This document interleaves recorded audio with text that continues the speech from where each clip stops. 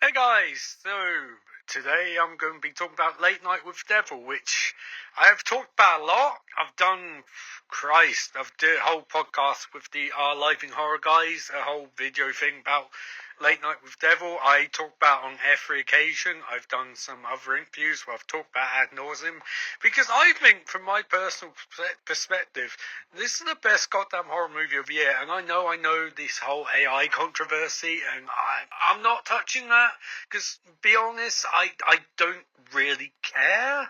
I know I don't want AI to sort of impinge too much on Hollywood, but like background stuff in a 1970s style chat show horror movie, I don't really have the enthusiasm to get too worked up over that. Maybe I should, but I'm not. I just want to talk about Late Night with Devil, which I think is a goddamn beast of a movie, and I must be on 20 plus watches by this point. I love it. I love this movie.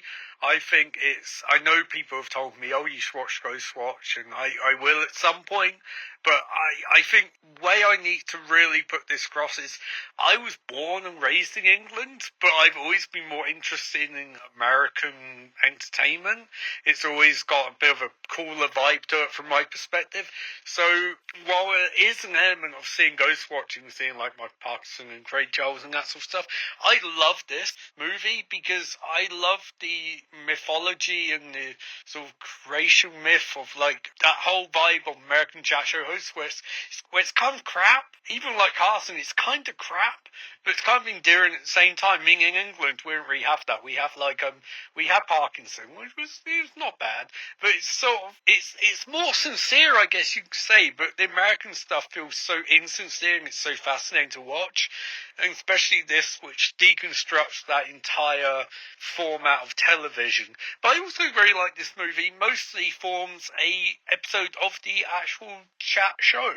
It's a cool narrative format, and if you've watched the 4K Blu-ray release version for the behind-the-scenes footage, they shot a lot of that in one take, and it's really, really cool. And I think that's one thing I also really like about the movie. It's just a cool movie. Now, yes, there are elements which are a bit far-fetched, but to me, movies are at their best when there's something cool about them. Whether it's like counterculture or whether it's just that sort of fake Hollywood cool. But this movie, I think it is a bit goofy in parts, and it does play up the earnestness, and the chat show the guy hosts is Jack Delroy hosts is kind of crap. But there's something also cool about the way they make the movie and the way the movie feels and the way certain effects are shot. And I know some people watching it were critical of the effects, but I kind of like the fact that it feels wrong. Now, I've said this many times. The effects in this movie feel wrong, and maybe they are edited, obviously, but again, if you've seen the behind-the-scenes footage, it's pretty cool how they do it. It's really, really cool how they do it. But, yeah, I mean, I keep saying, yeah, the effects are just off, and I think that's one thing I like about movies. It feels like the longer it goes on, the more and more you delve into this insane movie, and this crazy-ass experience, and I think, for me, seeing it in cinema, I saw it in cinema in Birmingham like early this year, and I went again next day because my jaw was on that fucking floor watching this, and that doesn't happen often. And I was always really hyped for the trailers because trailers make it seem cool, and I'm trying to support Shudder as much as possible because Shudder represent someday my movies get on there, but that's neither here nor there. But in watching, I said bottle wash, shit. I should stop saying but.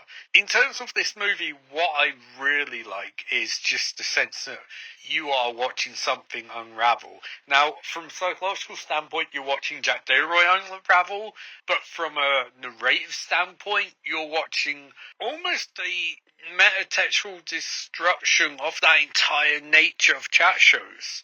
Now, obviously, chat shows in America are still continuing, but, it's like the genre and the archetypes of it, not much has really changed since the Carson days, and it feels almost like this movie is making point that maybe it should have stopped after that sort of nature. Because this movie's full of allusions to Johnny Carson and the Tonight Show War and everything like that. And so, yeah, that's another reason why I really like this movie. And I could talk for hours about it, but I don't want to, so I'm going to stop here. For my money, it's one of the best movies of the year, one of the best horror movies of all time. So, yeah.